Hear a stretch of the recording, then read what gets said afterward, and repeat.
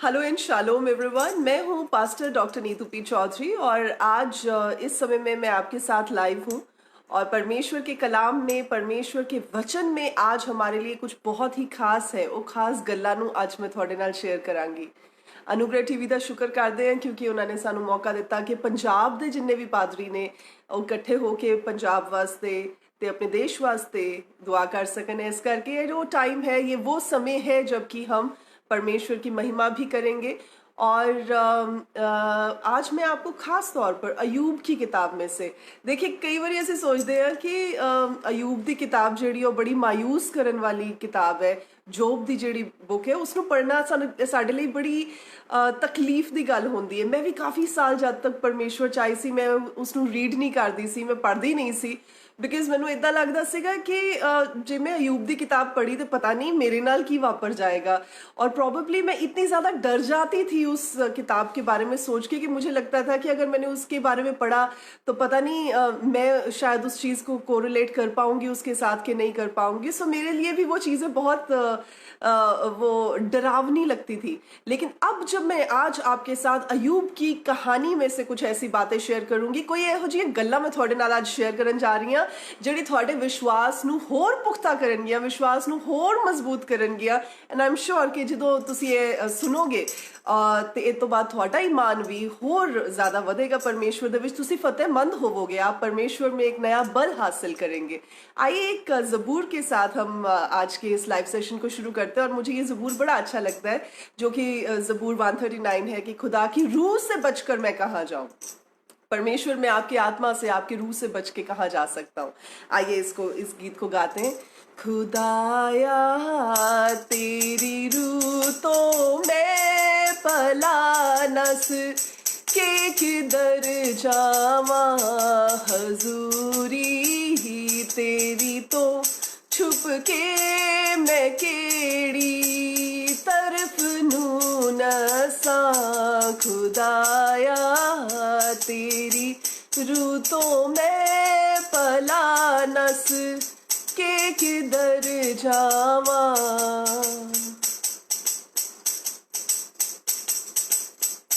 मैं चढ़ जावा जे आसमाना दे उते, ओथे है तू ही।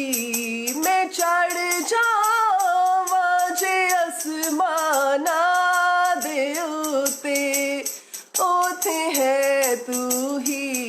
बिछावा बिस्तरा पाताल दे विच, ओथे है तू ही। बिछावा बिस्तरा पाताल दे विच, ओथे है तू ही। खुदाया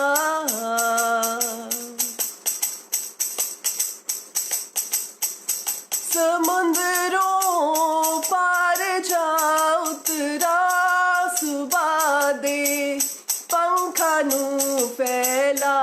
समुंदरों पार जा उतरा सुबह दे पंखा नू फैला। के ओथे भी तेरा हाथ मैनू यार अब राह दिखावेगा। के ओथे भी तेरा हाथ मैनू यार अब राह दिखावेगा। खुदाया तेरी रूह तो मैं पलानस के किधर जावा।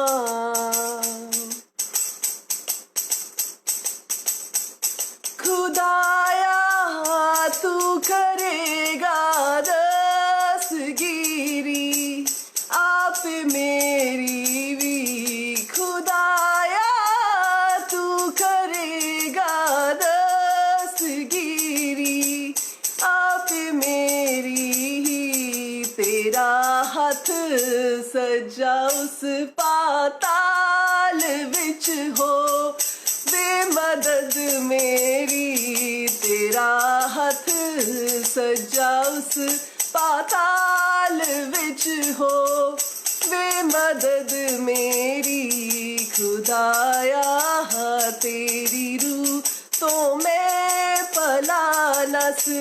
के किधर जावा हजूरी तेरी तो छुप के मैं केड़ी तरक नू नसा खुदाया। प्रभु जी शुक्र करदे मेरे खुदावंद इस समय वास्ते तुहाडा धन्नवाद देने क्योंकि प्रभु जी तुसी मौका दिता कि एक बारी फिर खुदावंद तुहाडे प्यार दे ले तुहाडे सोहणे वाकां दे लई मेरे परमेश्वर तुहाडे मूँह चों निकले हुए शब्दां दे लई मेरे परमेश्वर असीं सारे इकट्ठे हो सकीए। प्रभु जी इस वेले मैं खास तौर पर अपने सारे भैन ते भरावां वास्ते जिहड़े कि पंजाब तो इकट्ठे जुड़े ने मेरे परमेश्वर जिहड़े कि पंजाबी लोग ने जिहड़े मेरे खुदावंद सारी दुनिया तो वख-वख जगहां तो इस टाइम ते ट्यून इन करके सानू सुन रहे ने परमेश्वर मैं वो सारे भैणां ते भरावां नू तुहाडे सामने लैके आनी है ते इस गल नू कहनी है कि परमेश्वर तुसी साडी कंट्री दे उत्ते तुसी साडे लोकां दे उत्ते तुसी परमेश्वर अपने लोकां दे उत्ते मेरे खुदावंद मर्सी दे नाल तुसी करुणा दे नाल मेरे परमेश्वर अपने दया वाले हाथ नू रख के प्रभु एक दे मूहों निकली हुईयां उन्हां शब्दां नू उन्हां गल्लां नू उन्हां दुआवां नू सुनो मेरे परमेश्वर तां जो तुहाडे लोग एक मन होके जदों तुहाडे सामने आंदे ने थोड़ी नजदीकी दे विच आंदे ने ते तुहाडे कोलों पाक परमेश्वर उन्हां गल्लां दे आंसर्स नू पा सकन जिहड़े क्वेश्चन तुहाडे सामने लेके आंदे ने। प्रभु जी असीं तुहाडी सुरक्षा वास्ते तुहाडा धन्नवाद करदे हां अते इस गल नू कहने कि मेरे खुदा जदों कि असीं इस लॉकडाउन दे टाइम चों निकल रहे कोरोना दे टाइम चों निकल रहे हां पर असीं जाणदे हां कि परमेश्वर जिन्हां दे उत्ते तुहाडा सुरक्षा वाला हत्थ हुंदा है ਉਹ खुदावंद कदे नहीं डगमगा सकते हो ना ही प्रभु जी डुब सकते हो ना ही प्रभु जी नाश हो सकते क्योंकि तुसी उन्हां दे रखवाले हो।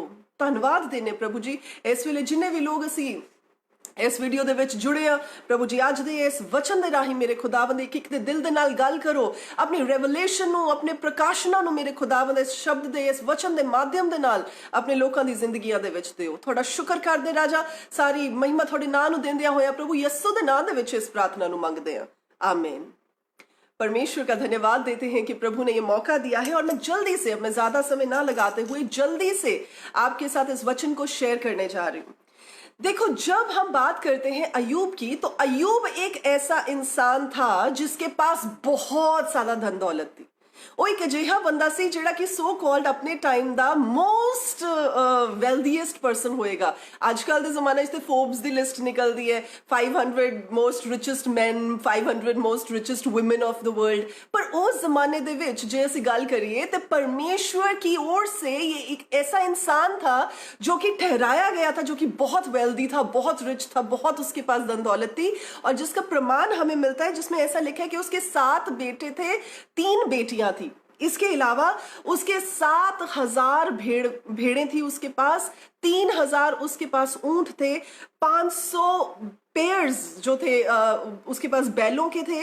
इसके अलावा 500 डोंकीज थे गधे भी थे 500 और उसके अलावा उसके पास बहुत बहुत ज्यादा दास और दासियां थी जो उसका ख्याल रखने के लिए थी। सो आप खुद ही अंदाजा लगा सकते कि बंदा कितना रिचेस्ट ऑफ रिच होएगा।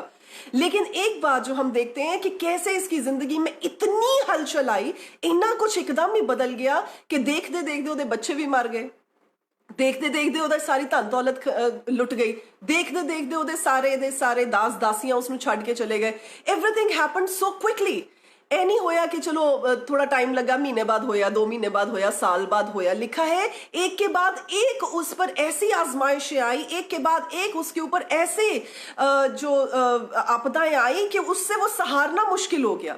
और फिर एक टाइम ऐसे आया कि उसके ऊपर उसकी बॉडी के ऊपर भी वो जो सोर्स थे वो जो घाव थे वो खुले हुए घाव थे और उनमें से हर समय पस रिसती रहती थी उसमें से निकलता रहता था एक मदाव निकलता रहता था।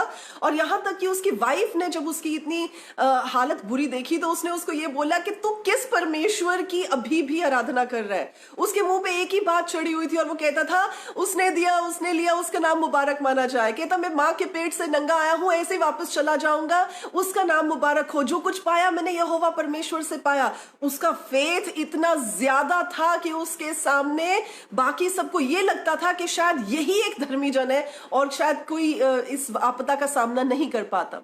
लेकिन कहानी में ट्विस्ट आता है कहानी में ट्विस्ट आता है जब उसकी वाइफ उसको छोड़कर चली जाती है उसके 3 दोस्त उसके पास आते हैं। कहानी में ट्विस्ट आ जाता है क्योंकि वो ये सोच रहा होता है कि परमेश्वर मैंने ऐसी क्या गलती कर दी कि आपने मेरे साथ ऐसा सलूक किया। वो ये सोच रहा होता है, और सोचना एक अलग बात है, लेकिन आप देखेंगे कि जब आपको कोई आके कुछ जता दे, जब आपके पास आके कोई कोई बात कर दे, तो आप सोचने पे ज्यादा मजबूर हो जाते हैं। आपको लगता है अच्छा मैंने कोई ऐसा काम तो नहीं कर दिया, अच्छा मैंने कोई ऐसी गलती तो नहीं कर दी। तो जब उसका पहला दोस्त उसके साथ वाद विवाद करता है तो वो उसको समझाता है, फिर दूसरा करता है, फिर उससे वो बातचीत करता है, तीसरा करता है, उससे वो बातचीत करता है। लेकिन ओवर द पैटर्न क्या हो रहा होता है, चेंज हो रहा होता है ओवर द पीरियड, वो पैटर्न बदल रहा होता है। और अब उसको ये लग रहा होता है मैं हो जा केड़ा काम करता कि प्रभु ने मैनू एडी वड्डी सजा दी। अब वो ये नहीं कह रहा है कि परमेश्वर ने दिया, परमेश्वर ने लिया, उसका नाम मुबारक जाना जाए। अब वो ये सोच रहा है कि एहो जा मैं कीता कि आखिर के परमेश्वर नू ए नौबत आ गई कि परमेश्वर ने मेरा यह हाल कर दिता। अब हुआ क्या कि इस सिचुएशन में जब वो आ गया तो वो अपने आप को आंकलन करने लग गया, वो अपने आप दी इवैल्यूएशन करन लग पिया ए सोच के कि मैं तो धर्मी जरना, मैं तो बहुत वधिया बंदा, परमेश्वर को गलती हो गई होनी है या परमेश्वर ने एहो जिहा काम क्यों किया। और जब आप देखते हैं कि वो हर चीज में पहले अपने आप को डिफेंड करता है, फिर अपनी राइचियसनेस को, अपनी धार्मिकता को डिफेंड करता है, ते बार बार इस गल कहता है। जब आप देखें उसको जॉब की किताब में, अयूब की किताब उसके 13 चैप्टर में अगर आप देखें और 23 और 24 में वो कहता है मेरे को बताओ तो सही मेरी गलती क्या है, मुझे जताओ तो सही मैंने गलती क्या की है। यानी कि वो ये कह रहा था कि मैं तो कुछ गलत कर ही नहीं सकता सी, एवं ही हो गया मेरे नाल, माड़ी हो गई।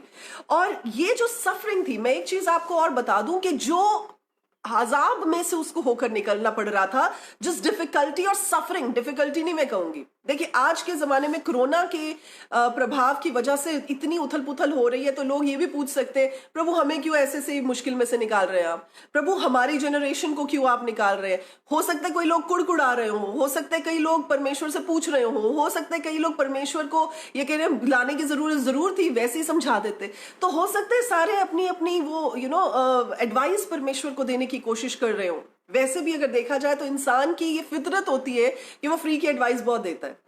अगर मान लीजिए तेंदुलकर अच्छा खेल रहा है और उसने चौके लगा दिए तो सारे उसको ये सिखाने लग जाएंगे इसको ना ऐसे बैट घुमाना चाहिए था ताकि 4 की बजाय 6 रन ले पाता। धोनी को ना ऐसे नहीं ऐसे करना चाहिए था ताकि उसकी स्कोर ज्यादा बन पाती, उसको पहले भेजना चाहिए था उसको बाद में। तो आप थोड़ी ना captain of the Indian cricket team है, आप थोड़ी ना पॉलिटिशियन है। जब आप पॉलिटिशियंस के बारे में बात करते हैं तो इंसान की ये फितरत होती है कि वो हर चीज को इवैल्यूएट करके ये समझाने की कोशिश करता है कि मैं जो सोच रहा हूं वो बेटर है दैन की जेड़ा उस बंदे ने काम करके दिखाता।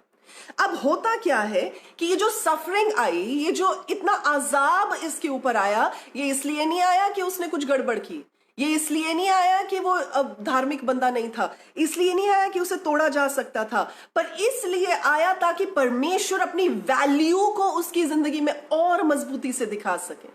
परमेश्वर उसको ये बात दिखा सके कि ये मेरी वजह से है। जैसे ड्यूटरनॉमी में आप पढ़ते हैं व्यवस्था विवरण व्यवस्था सार दे विच जो तुसी पढ़ते हो वो लिखिया परमेश्वर कहते ने कि मैं ही हाँ जिन्ने तेनू धन कमान दी अकल अते बुद्धि बख्शी है।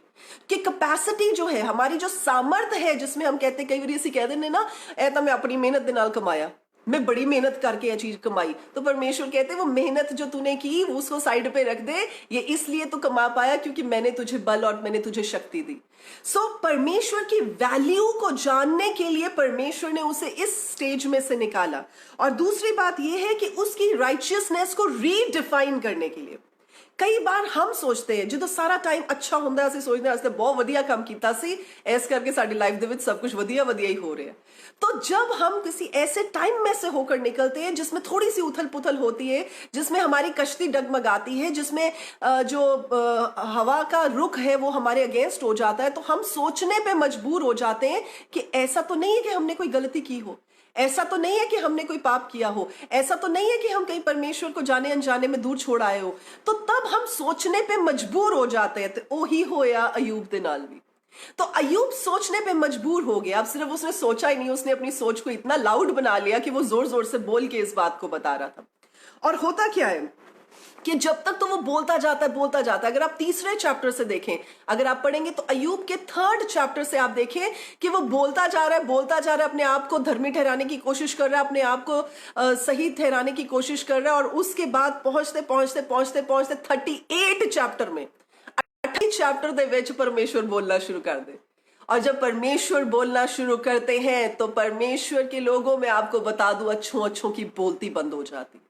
जब परमेश्वर काम करना शुरू करते हैं तो जो भी अपने आप को 30 मार खान भी समझते हो वो भी चुप करके बैठ जाते हैं।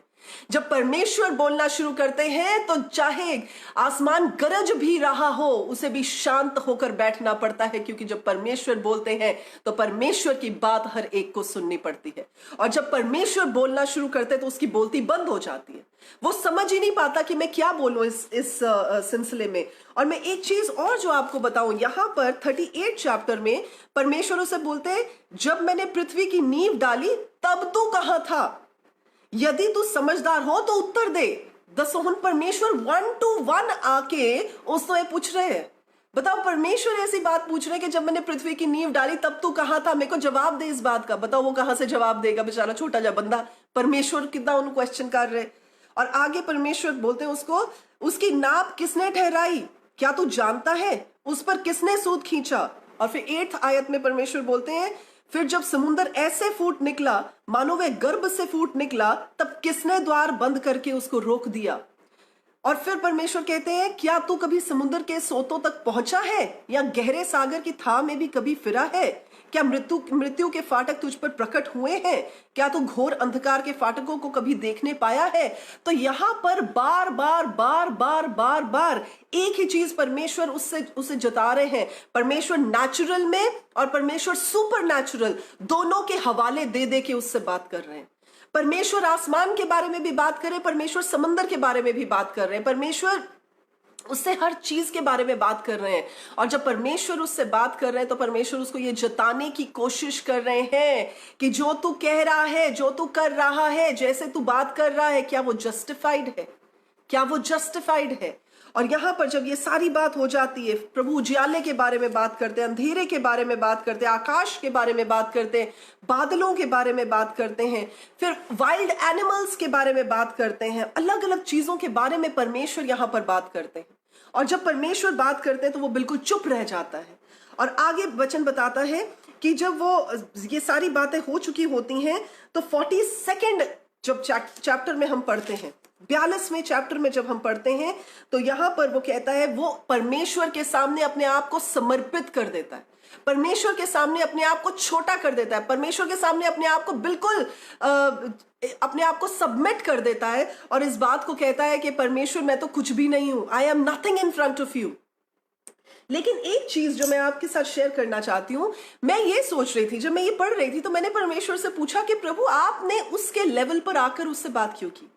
आपने ऐसे कैसे बात की जबकि आप तो जानते हैं उसके बारे में? आप ही तो हैं जो उसका हवाला देते रहे, आप ही तो हैं जो उसके बारे में कहते रहे कि मेरे दास अय्यूब जैसा कोई भी धर्मी जन नहीं है, मेरे दास अय्यूब जैसा कोई है ही नहीं। तो जब आप उसकी विटनेस देते रहे तो प्रभु अब ऐसी क्या बात हो गई कि आपने उसके बारे में ऐसे बात की? अब ऐसी क्या बात हो गई कि परमेश्वर आप उससे आर्ग्यूमेंट में आ गए? ऐसी क्या बात हो गई कि परमेश्वर आपने उसको ये जताना शुरू कर दिया? ऐसी क्या बात हो गई कि परमेश्वर आपने उसको उसकी जगह दिखानी शुरू कर दी? ऐसी क्या बात हो गई? आपको याद होगा कि जब आदम की वाटिका में परमेश्वर ने इंसान को रचा था तो 126 उत्पत्ति में जब हम पढ़ते हैं तो वहां पर परमेश्वर कहते, आओ हम मनुष्य को अपने स्वरूप और अपनी समानता में बनाएं। और जब परमेश्वर ने इंसान को अपने स्वरूप अपनी समानता में बनाया तो उसके बाद एक टाइम ऐसा आया कि इंसान उस लेवल से गिर गया। यानी परमेश्वर ने इस लेवल पर इंसान को बनाया लेकिन इंसान गलती की वजह से, पाप की वजह से इस लेवल पर आके गिर गया। और जब वो इस लेवल पर आकर गिर गया तो वहां से उसे उठाने के लिए परमेश्वर को भी उस लेवल पर पहुंचना पड़ा। और परमेश्वर, चले मैं आपको एक एग्जांपल देती हूं। जब एक फादर जो कि लेट्स से कि एक पिता जो कि 6 फुट का है, अगर 5 फुट 10 इंच का है, 6 फुट का है पिता, और अपने बच्चे के साथ घूम रहा है, एक छोटा बच्चा जो कि अबाउट 2-3 फुट की हाइट का है, और बच्चा चलता चलता अगर गिर जाता है तो बाप क्या करता है? बोलता है चल चल उठ जा, आप पे ही उठ जा?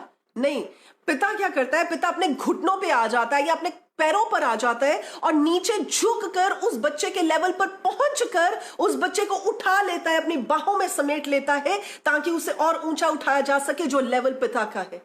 वैसे ही परमेश्वर ने हमारी जिंदगी में किया। जैसे कि परमेश्वर का वचन बताता है, फिलिपियों की पत्री उसका 2रा चैप्टर जब आप पढ़ते हैं उसकी 7वीं आयत में ऐसा लिखा है कि प्रभु यीशु मसीह ने वो रूप धारण कर लिया।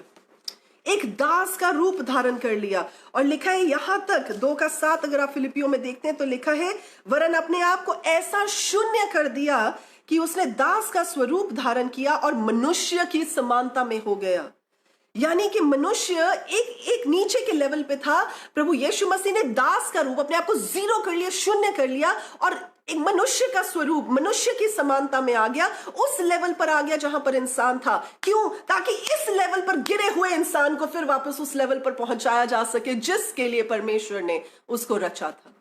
तो जब परमेश्वर ने इस लेवल पर आकर अय्यूब से तर्क विवाद करना शुरू किया, उसके साथ बातचीत करनी शुरू की, तो परमेश्वर इसलिए उसके लेवल पर आ गए ताकि वो उस लेवल को समझ सके जिससे वो बात कर रहा था।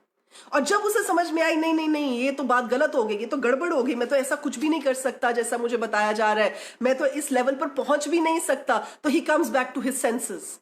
तो उसको अकल आती है, उसको समझ आती है। और जब हम 42 चैप्टर में देखते हैं, अय्यूब की किताब उसके 42 चैप्टर में देखते हैं, तो यहां पर लिखा है तूने पूछा तू कौन है जो ज्ञान रहित होकर युक्ति पर पर्दा डालता है। उससे पहले क्या लिखा है, दूसरी आयत में लिखा है मैं जानता हूं कि तू सब कुछ कर सकता है और तेरी युक्तियों में से कोई रुक नहीं सकती। अब वो जान गया है, इस बात को मान रहा है और परमेश्वर की सबमिशन में आ रहा है, ये बात कहता हुआ कि परमेश्वर आप जो करना चाहे आप ही कर सकते हैं, आपको कोई रोक नहीं सकता, आपकी युक्तियों को कोई जान नहीं सकता है। और फिर वो आगे फर्दर इस बात को कहता है परंतु मैंने तो जो नहीं समझता था वही कहा, अर्थात जो बातें मेरे लिए अधिक कठिन और मेरे समझ से बाहर थी, जिनको मैं जानता भी नहीं था। फिर वो इस बात को कन्फेस करता है कि प्रभु मेरे से गलती हो गई, मैं तो अपनी अज्ञानता में, मैं तो नासमझी में वो बातें कहता रह गया जो मुझे नहीं कहनी चाहिए। तो उसके बाद क्या होता है, हम देखते हैं एकदम चीजें बदलनी शुरू हो जाती हैं। उसके बाद उसकी परीक्षा का जो अंत होना शुरू हो जाता है और उसके जो हालात बदलने शुरू हो जाते हैं और परमेश्वर उसके बाद उसके परमेश्वर का धन्यवाद देते हैं इस वचन के लिए। तो मैं जो चीज आपको बताने जा रही हूं कि परमेश्वर अपने प्यार को इवन उस टाइम में भी दर्शाते हैं जबकि इंसान मुश्किल में से, ऐसी परिस्थितियों में से होकर निकल रहा होता है जो उसके लिए सहने से परे हैं।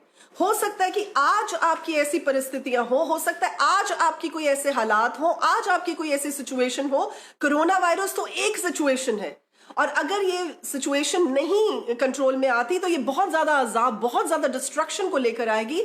आज ये है, कल कोई और डिस्ट्रक्शन हो सकती है, कोई और डिवास्टेशन का केस हो सकता है। लेकिन जब इंसान उसके अंदर से निकलता जाता है तो इंसान उस बात को समझने जितना हो जाता है कि हम एक छोटा सा अंश है, हम इतनी बड़ी सृष्टि में एक छोटा सा अंश है। और परमेश्वर का वचन कहता है कि इंसान की आखिर आयु है ही कितनी, घास की मानद उसकी जिंदगी है, सुबह है शाम को मुरझा जाएगी। एक पानी के बुलबुले की मानद उसकी जिंदगी है। तो जब इंसान की जिंदगी इतनी सी ही है, जब इंसान का कोई देखा जाए इतना वजूद नहीं है, फिर भी परमेश्वर हमें प्यार करता है, फिर भी परमेश्वर मुझे और आपको अपने बेटे और बेटी कह के बुलाता है, फिर भी परमेश्वर हमारे लिए उस लेवल पर झुक जाता है ताकि हमें उठाकर ऊंचा कर सके। तो इससे हम जान पाते हैं कि परमेश्वर का प्यार, परमेश्वर का असीम प्यार हमारे लिए कितना है। असीम मतलब उसकी कोई लिमिट ही नहीं है। There is no limit to the love of God। तो जब परमेश्वर अपने प्यार को दिखाते हैं तो परमेश्वर अय्यूब के साथ 1-to-1 होकर बात करते हैं। मैं ये सोच रही थी कि कई बार मैंने फिर ये भी बात परमेश्वर से पूछी, मैंने कहा प्रभु 1-to-1 होकर आने की क्या जरूरत थी, आप तो परमेश्वर है, आप तो परमेश्वर की जगह है ही ना, आपकी जगह थोड़ी कोई ले सकता है। पर अय्यूब के सामने आपने ऐसे क्यों उसको जताया, ऐसे क्या बात थी? तो परमेश्वर ने और मुझे गहराई से इस बात को समझाया कि कई बार आपने देखा होगा कि जब बच्चे बड़े हो रहे होते हैं तो बच्चे बड़े माँ बाप से क्वेश्चंस करते हैं। वो कहते हैं तुसी आखिर साडे लिए कीता ही की है। कई बच्चे इतने खुदगर्ज होते हैं और इतने नाशुक्रे होते हैं कि अपने माँ बाप को बोलते हैं सानू पैदा करके केड़ा वड्डा काम करता तुसी। तो कई बच्चे ऐसे अपने माँ बाप से बात करते हैं। कई बच्चे इस बात को समझते ही नहीं कि उनके माँ बाप कितने मुश्किलों में से निकल कर उन्हें पाल रहे हैं, उन्हें बड़ा कर रहे हैं, उनके खर्चों को पूरा कर रहे हैं, उनकी पढ़ाई लिखाई, उनके देखभाल कर रहे हैं। तो जब बच्चा बोलता जाता है और बदतमीजी पर आ जाता है तो माँ बाप कैसे जवाब देते हैं? माँ बाप सिंपली चुप नहीं रह जाते, माँ बाप उसके बाद बोलना शुरू करते, तेरी पढ़ाई ते इतना खर्चा लगता पे है, फलानी चीज से हो रहा है, टीड़ी चीज से हो रहा है। तो वो जब गिनाना शुरू करते हैं तो फिर कई पेरेंट्स जो बहुत मुश्किल से उस चीज में से गुजर कर रहे होते हैं, बसर कर रहे होते हैं, तो वो इस चीज को बोलते हैं, वो उनको बताते हैं कि तुम्हें पता भी नहीं है कि हम किन सिचुएशंस में से होकर गुजर रहे हैं ताकि तुम्हें एक कंफर्टेबल लाइफस्टाइल दे सकें। तुम जानते भी नहीं हो खर्चे कैसे निकलते हैं, तुम जानते भी नहीं हो हम कैसे कमाते हैं, तुम जानते भी नहीं हो कि हमें किन मुश्किलों का सामना करना पड़ता है, तुम जानते भी नहीं हो कि ये रोटी जब तुम्हें बनी बनाई मिलती है तो उसके पीछे हमारे कितने आंसू, हमारी कितनी तकलीफ, हमारे कितने पसीने की मेहनत के काम होते हैं। तो जब माँ बाप अपने बच्चों को ऐसे बताते हैं और बच्चे को फिर समझ में आती है कि अगर उसे खुद ये सब कुछ करना पड़े तो कितना मुश्किल होगा। वैसे ही जब अय्यूब को समझ आई, जब परमेश्वर ने उसे बोला तो उसको समझ आई कि इतनी बड़ी कायनात को परमेश्वर जैसे चला रहे हैं, हम नहीं परमेश्वर को बोल सकते नहीं प्रभु आपको ऐसे नहीं ऐसे कर देना चाहिए था, नहीं प्रभु आपको ये चीज को थोड़ा ऐसे करके मोल्ड करके चलना चाहिए था। हम लोग अपनी सिचुएशंस में, अपनी कंडीशंस में भी कई बार परमेश्वर को समझाने की कोशिश करते हैं। और एक तो बड़ी प्यारी इंग्लिश में अडेज है, एक ऐसी कहावत है जिसमें बोलते हैं मैन प्रपोजेस गॉड डिस्पोजेस, कि इंसान अपने आप को बहुत ही सजेशंस देने के लिए आता है, परमेश्वर को सिखाने वास्ते आता है, प्रभु जी इदा नहीं इदा फलाना काम कर देना, फलानी कोई कंडीशन है तो हम बोलते हैं प्रभु ऐसा करना, आप ना ये काम ना ऐसे कर देना, उसके दिल में ना ऐसे डाल देना। दसो जी ਤੁਹਾਨੂੰ परमेश्वर ਨੂੰ ਦੱਸਣ ਦੀ ਲੋੜ है, ਉਹ परमेश्वर ਜਿਹਦੇ एक शब्द ਦੇ ਨਾਲ, एक वचन के साथ पूरी की पूरी कायनात कंट्रोल हो जाती है। वो परमेश्वर जिसकी एक वाणी के ऊपर, एक शब्द के ऊपर करोड़ों करोड़ों स्वर्गदूत तैनात होते हैं उस आज्ञा को देखने के लिए और पूरी करने के लिए। एक वो परमेश्वर जिनका एक शब्द जो कि काफी है पूरी की पूरी सृष्टि को खत्म कर देने के लिए। हम सोचते हैं इंसान होने के नाते शायद हमारी सजेशंस परमेश्वर को चाहिए। जी नहीं, परमेश्वर को किसी की सजेशंस नहीं चाहिए। और आज जब हम इस क्राइसिस के समय में से, कोरोना कोविड-19 के जो क्राइसिस में से होकर गुजर रहे हैं, आप अपनी दुआओं को परमेश्वर के सामने रखिए, क्योंकि जब आप अब्बा कहकर, जब उस प्यार के अंतर्गत आप परमेश्वर को पिता कहकर पुकारते हैं तो परमेश्वर आपकी दुहाइयों की ओर, आपकी बातों की ओर अपने कानों को लगा देते हैं।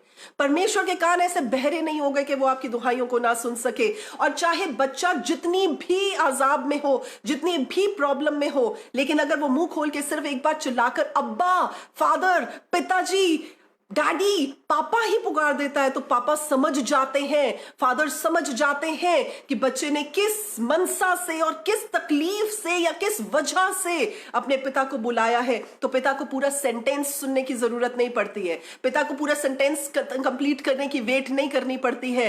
पिता उसी समय उसी आवाज को रिएक्ट करते हैं और वहां पर पहुंच जाते हैं जहां पर उनके बेटे को, उनकी बेटी को उनकी जरूरत होती है।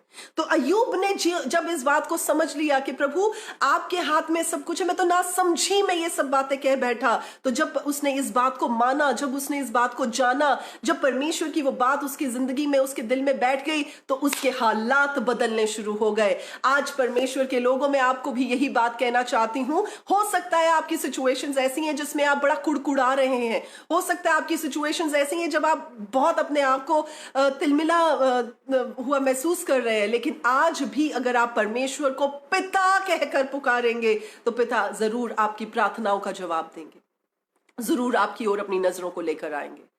आज आपके लिए मैं इस वचन के साथ यही बात कहना चाहती हूं कि परमेश्वर आपके साथ हो, परमेश्वर आपको इन वचनों के द्वारा चलाए। और एक और बात जो मैं आपको बताना चाहती हूं वो ये है कि देखिए, परमेश्वर के प्यार का कोई मेजर नहीं है, परमेश्वर के प्यार का कोई आंकलन नहीं है, कोई पैरामीटर नहीं है कि हम बोले कि हाँ जी परमेश्वर मुझसे इतना प्यार करते, उससे इतना करते, फलाने से इतना करते, उससे इतना करते। परमेश्वर हम सब से बहुत प्यार करते हैं, बेहद प्यार करते हैं, जिसकी कोई हद नहीं है।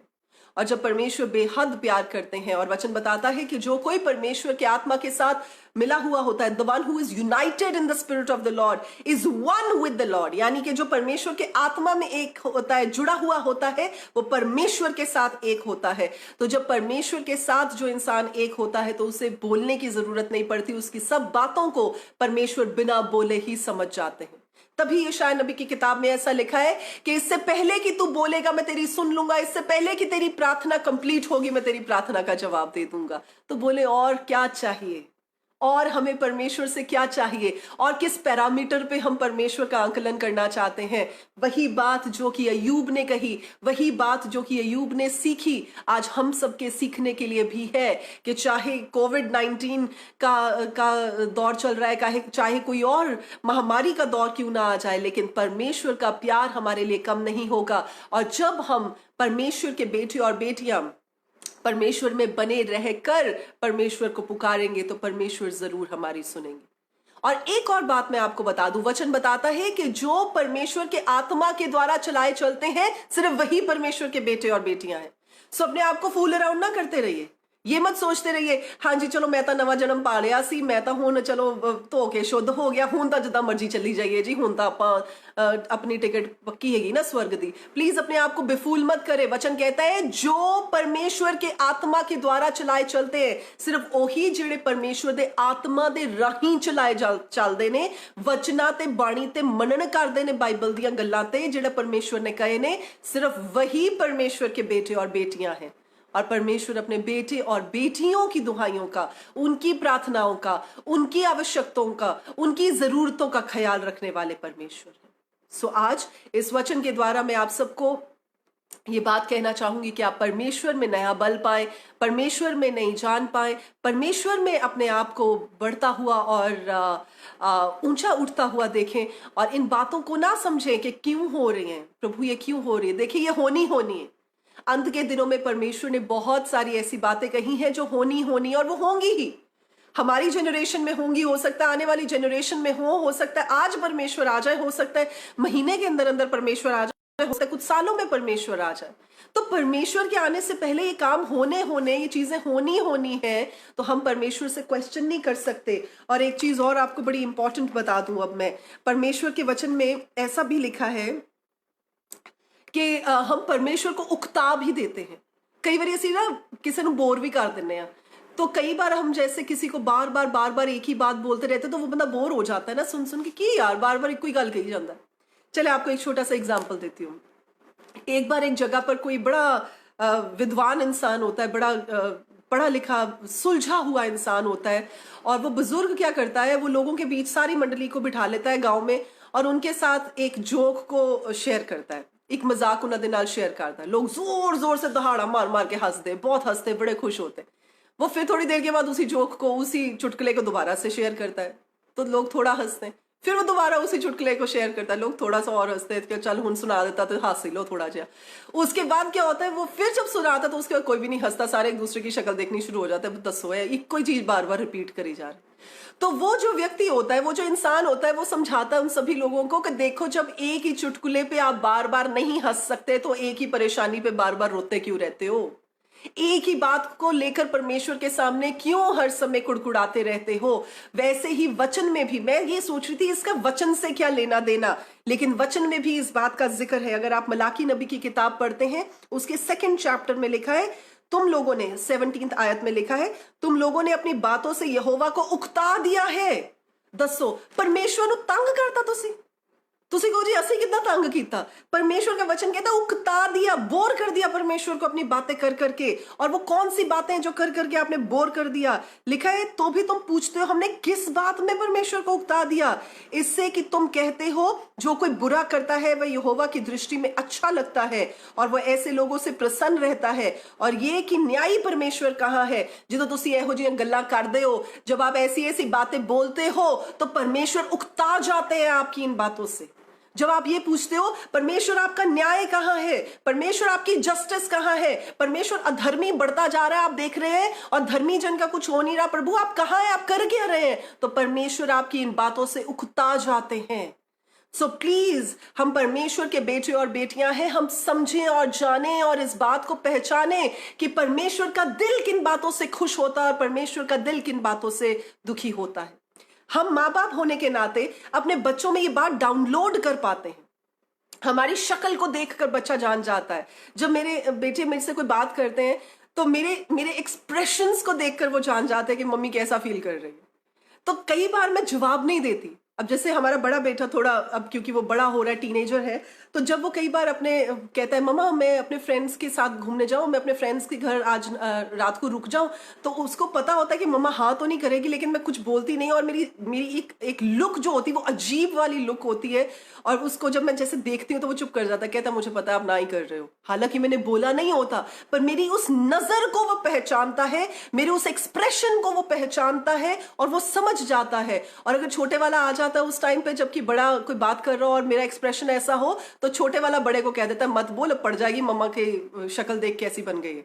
तो अगर बच्चे इस बात को देखकर एक्सप्रेशंस को समझ जाते हैं, भाप जाते हैं, जान जाते हैं कि उनके माँ बाप को क्या बात अच्छी लगती है और क्या नहीं लगती, तो क्या हम जो परमेश्वर के आत्मा के द्वारा प्रभु के साथ जुड़े हुए हैं, हम परमेश्वर के आत्मा में होकर इस बात को नहीं समझ सकते कि परमेश्वर को क्या भला लगता है और क्या भला नहीं लगता है?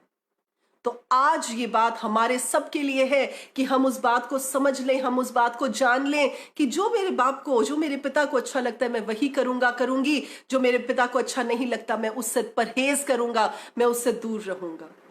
अयूब इस बात को जान गया, अयूब इस बात को समझ गया, अयूब इस बात पर खरा उतरा, अयूब ने माफी भी मांगी। अयूब कोई सुपर नेचुरल बीइंग नहीं था, उसके कोई कोई खंभ नहीं लगे हुए सी कि उन्हें ओ जी आसमान तो उतरे या फरिश्ता सी थे, वो बिल्कुल परफेक्ट सी नहीं, वो भी इनपरफेक्ट था, वो भी मेरे और आपके जैसा एक इंसान था। उसने भी वही गलतियां की, उसने भी वही बातें कही, उसने भी वैसे ही कंप्लेन किया, उसने भी वो सब कुछ किया, लेकिन वो रिपेंटेंस के साथ परमेश्वर के सामने आया, उसने प्रभु के सामने उस बात को रखा और इस बात को माना कि प्रभु मेरी छोटी सी सोच में आपकी इतनी बड़ी चीजें कैसे समा सकती हैं, मेरी छोटी सी अकल में परमेश्वर आपके काम कैसे समा सकते हैं, और प्रभु आप तो जो चाहे कर सकते हैं, प्रभु मैं आपके सामने अपने आप को समर्पित करता हूं। तो प्रभु ने उसको कैसे आशीष दी, प्रभु ने कैसे उसके हालातों को बदल दिया। आज मैं आपको भी यही बात कह के एनकरेज करना चाहती हूँ परमेश्वर के वचन से कि प्रभु हमारे लेवल पर आ जाते हैं। जब प्रभु यीशु मसीह ने देखा कि इंसान गरीबी में से होकर निकलेगा, प्रभु यीशु मसीह गरीब बन गए, वो उस लेवल पर आ गए। जब प्रभु ने देखा और जाना कि इंसान शरीर में होकर तकलीफ में से, बीमारी में से निकलेगा, तो परमेश्वर ने उस बीमारी के लेवल पर आ गए, वो कोड़े खा लिए ताकि वो बीमारी उन तक, हम तक आने से पहले उनके ऊपर से होकर गुजरे। तो परमेश्वर उस लेवल पर आ जाते हैं। तो यहां पर भी जब हमने पढ़ा परमेश्वर हमारे लेवल पर आ जाते हैं। आज आपकी कोई भी प्रॉब्लम, आज आपकी कोई भी तकलीफ, आज आपकी कोई भी परेशानी, आज आपकी कोई भी परिस्थिति क्यों ना हो, मैं आपको कहना चाहती हूं कि जब आप सिर्फ इतना ही कह देंगे अब्बा, पिता, फादर, डैडी, तो आपको कुछ और कहने की जरूरत नहीं होगी। परमेश्वर आपके लेवल पर आके आपको उठा देंगे, आपके हालातों से आपको निकाल देंगे। और जैसे एक छोटे बच्चे को उसका बाप उठा के अपनी बाहों में ले लेता है, उसे गिरा नहीं रहने देता, वैसे ही परमेश्वर भी आपको आपके हालात में पड़े नहीं रहने देंगे, आपको बाहर निकाल देंगे। सो प्रभु का धन्यवाद हो। और मेरा विश्वास है कि आज के इस वचन के द्वारा आपने उन्नति पाई है, आपने परमेश्वर में नया बल पाया है।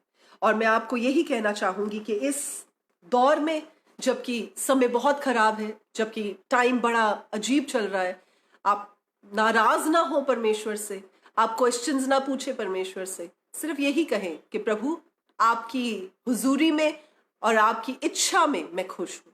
क्योंकि मैंने एक चीज जानी है, अपनी लाइफ के एक्सपीरियंस से मैंने ये चीज जानी है कि हम एक जगह है, the safest place to be in, मतलब जो सबसे ज्यादा सेफ जगह है, और वो ये है कि हम परमेश्वर की रजा में रहें। वो जगह ऐसी है जहां पर हमें कोई भी तकलीफ नहीं हो सकती, कि जो इंसान परमेश्वर की रजा में रहता है, परमेश्वर उसे संभालते हैं, परमेश्वर उसे बढ़ाते हैं।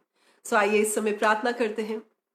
अगर आपके शरीर में किसी भी तरह की तकलीफ है, किसी भी तरह की बीमारी है, किसी भी तरह का रोग है, तो मैं आज चाहती हूं कि आप उस जगह पर अपने हाथ को रखें। उस जगह ते तुसी अपने हाथ नू रखो ते मैं थोड़े लिए प्रार्थना करना चाहांगी, मैं थोड़े लिए दुआ करांगी ते तुसी विश्वास करो कि परमेश्वर थानू चंगियाई रिहाई बख्शणगे। आओ दुआ करिए। Thank you Lord. प्रभु धन्यवाद देते मेरे खुदावंद, आपका धन्यवाद देते मेरे परमेश्वर पिता, आपकी भलाई के लिए, आपके उन कोड़ों के लिए यीशु राजा जो आपने अपने शरीर पर खाए, ताकि आप अपने लोगों को परमेश्वर बीमारी से और शरीर की उन सिकनेसेस में से आजादी दे सकें जो कि शरीर को तो घात कर सकती है लेकिन प्रभु जी आत्मा को नहीं कर सकती। आज मेरे खुदावन, आपकी बेटी होने के नाते मेरे प्रभु जी, जितने लोग भी इस प्रार्थना में शामिल हैं, जिन्होंने प्रभु अपने दर्द के प्रॉब्लम वाली जगह पर परमेश्वर हाथ रखा है, तो होने दे आज मेरे खुदावन, आपका पाक हाथ मेरे प्रभु, आपका सामर्थी हाथ उनके हाथ के ऊपर आए मेरे प्रभु जी, और आपकी चंगाई उनके शरीरों में भेजी जाए प्रभु यीशु के नाम में।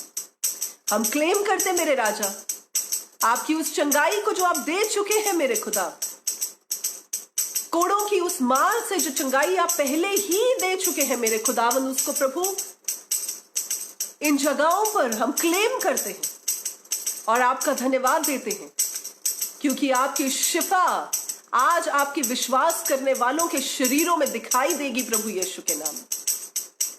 जी मेरे खुदा, आज अपने लोगों की तकलीफों को, बीमारियों को प्रभु जी आप जड़ से हटाए, जड़ से मिटा दे प्रभु यीशु, जड़ से दूर कर दे मेरे राजा। और जब खुदावन हम पढ़ते हैं कि अय्यूब ने आप पर ईमान रखा, जब अय्यूब ने प्रभु आपकी रजा में अपनी रजा को फिट कर दिया, आपकी इच्छा में अपने आप को समर्पित कर दिया, तो प्रभु आपने उसे आशीष दी। आज मैं यही प्रार्थना करती हूँ प्रभु कि जब आज आपके लोग मेरे खुदावन आपकी इच्छा में होकर मेरे परमेश्वर अपनी बीमारी को ऐसा ना देखें कि उन्होंने कोई गलती की थी, लेकिन ऐसा देखें कि वो आपकी नजदीकी में और बढ़ रहे हैं, तो परमेश्वर होने दे मेरे राजा, मेरे खुदावन, कि उनकी ये बीमारी जाती रहे, जड़ से निकलती रहे प्रभु यीशु के नाम में, और खुदावन आपकी चंगाई उनमें जाहिर होती रहे प्रभु यीशु के नाम। धन्यवाद देते मेरे खुदा, आपका धन्यवाद देते मेरे परमेश्वर, और आपको महिमा देते प्रभु। इस समय उन लोगों के लिए भी प्रार्थना करते हैं जो कि किसी भी तरह से डरे हुए हैं, इस समय में परेशान है, इस समय में और जानते नहीं है कि आगे क्या होगा, तो प्रभु वो जानने पाए मेरे खुदा। आज मेरी प्रार्थना है कि वो जानने पाए कि आप जो सब कुछ जानते हैं, आप जो सब कुछ पहचानते हैं, आप जो सब कुछ करने की हिम्मत और सामर्थ रखते हैं, परमेश्वर आप जानते हैं कि आपके लोगों को क्या चाहिए। धन्यवाद देते मेरे परमेश्वर आपका। आपको पता है परमेश्वर के लोगों के, प्रभु का वचन बताता है कि जो लोग परमेश्वर से प्यार करते हैं परमेश्वर उन्हें जानते हैं। वाह, जो लोग परमेश्वर से प्यार करते हैं परमेश्वर उन्हें जानते हैं। सो आप ये नहीं सोच सकते कि ठीक है मैं लोग का सामने कही जावांगा, मैं बहुत प्यार करता, बहुत प्यार करता, अंदर जो मर्जी करिए, अंदर जो करते हो प्रभु उसको भी जानते हैं। वचन बताता है तेरे सिर के बाल तक परमेश्वर ने गिने हुए हैं। तो उस परमेश्वर से कैसे हम मुंह मोड़ सकते हैं, उस परमेश्वर से कैसे हम धोखा कर सकते हैं, उस परमेश्वर को कैसे हम अपनी छोटी सी सीमित समझ में कंटेन कर सकते हैं। सो आज अगर आप किसी भी तरह से किसी भी सोच में हैं, तो मैं यही आपको कह के एनकरेज करना चाहूंगी कि परमेश्वर को बुलाएं, क्योंकि वो हमारे परमेश्वर पिता है और वो अपने बेटे और बेटियों की आवाज को सुनने के लिए तत्पर रहते हैं। आप यही देख लें कि जब बच्चा दूसरे कमरे में भी हो और माँ बाप दूसरे कमरे में भी हो, तो बच्चे को अगर चोट भी लगती है और बच्चा आवाज भी दे देता है, चाहे माँ बाप अपना काम कर रहे हो, किसी काम में बिजी हो, कोई बहुत इंपॉर्टेंट प्रोजेक्ट जो पापा कर रहे हो, लेकिन पापा उस प्रोजेक्ट को, उस लैपटॉप को वहीं पर छोड़कर अपने बच्चे को देखने के लिए आगे बढ़ते हैं। वैसे परमेश्वर भी, चाहे इतने लोग परमेश्वर को एक समय में पुकारते हैं, इतने सारे लोग परमेश्वर को दुहाइयां लगाते हैं, लेकिन परमेश्वर हर एक की आवाज को ऐसे सुनते हैं जैसे इंडिविजुअल आवाज को हम सुनते हैं। सो परमेश्वर इस वचन के द्वारा, परमेश्वर आज की इन बातों के द्वारा आपको आशीष दे, और इस टाइम में परमेश्वर आपका साथ दे और आप परमेश्वर का साथ दें। परमेश्वर के हाथ को आप छोड़िएगा मत। जब समय खराब होता है उस समय तो बिल्कुल भी परमेश्वर के हाथ को छोड़ना नहीं चाहिए। मान लो, जब हम, एक एग्जाम्पल मैं आपको देना चाहती हूँ, मान लो कि पेरेंट्स मेले दे विच बच्चों को लैके गए ने और वो मेले में बहुत रश है, उस जगह पर बहुत रश है, और उस जगह पर बच्चे उस चकाचौंध में, उस लाइटिंग में, उन अच्छी चीजों को देखते देखते, टॉयज को देखते देखते आसपास कहीं भागना चाहें, तो माँ बाप क्या करते हैं, उनके हाथ को और कस के पकड़ लेते कि कहीं गुम ना जाए। क्योंकि वो टाइम ऐसा होता है जब ज्यादा चकाचौंध का टाइम होता है, जब ज्यादा माइंड को डाइवर्ट करने का टाइम होता है, तो उस टाइम पे परमेश्वर हमारे हाथ को और कस के पकड़ लेते हैं और मजबूती से पकड़ लेते हैं। पर आप ऐसा मत कीजिएगा कि परमेश्वर के हाथ को छुड़ाकर भागने की कोशिश करें। इसलिए परमेश्वर के हाथ को थाम के रखें। ये समय बुरा है लेकिन ये बीत जाएगा। आप परमेश्वर के हाथ को थाम के रखें ताकि परमेश्वर आपको उस सिचुएशन, उस फेज में से निकालते हुए आगे ले जाए। प्रभु यीशु के नाम में आमीन। आइए इस समय हम अपने देश के लिए प्रार्थना करेंगे और उन लोगों के लिए भी प्रार्थना करेंगे जो कि इस टाइम में से होकर गुजरे और जिनको कोविड-19 हुआ है, जो इसके शिकार हुए हैं, हम उनके लिए भी प्रार्थना करेंगे। प्रभु जी, हम अपने देश के लिए, हम पंजाब के लिए, अपने स्टेट के लिए और उन सब स्टेट्स के लिए प्रार्थना करते हैं प्रभु जी, जो कि इस आपदा से होकर गुजर रही हैं, जो कि इसका सामना कर रही हैं। और खास तौर पर प्रभु हम उन लोगों के लिए प्रार्थना करते हैं जो लोग बीमारी में हैं, जो लोग कोविड-19 के शिकार हो चुके हैं और जो अजीज प्रभु जिनके अस्पतालों में पड़े हैं और तकलीफ में हैं। तो प्रभु हम प्रार्थना करते हैं कि आप उन पर अपनी दया को दिखाएं, आप उन पर प्रभु अपने प्यार को जाहिर करें। और प्रभु जब वो आपको पुकारते हैं तो प्रभु आप उन्हें जल्दी रिकवर करें, उन्हें जल्दी हील करके उनके पैरों पर खड़ा करें। प्रभु आप जल्द से जल्द इस महामारी को खत्म करें मेरे परमेश्वर, ताकि आपके लोग एक बार फिर चैन की सांस ले सके। और प्रभु जबकि इस सिचुएशंस में से होकर आप हमें निकाल रहे हैं तो हम जानते हैं कि ये वो समय है कि हम कंप्लेन ना करें, लेकिन वो समय है कि जब हम आप में और जड़ों को मजबूत होते हुए देखें। तो प्रभु जितने भी लोग इन दिनों में आपसे और मजबूती के साथ जुड़ते हैं प्रभु, और आपके सामने नजदीकी के साथ आते हैं और आपके वचन में बढ़ते हैं, तो प्रभु जी आप उन्हें अपने में बढ़ने के और मौके दे।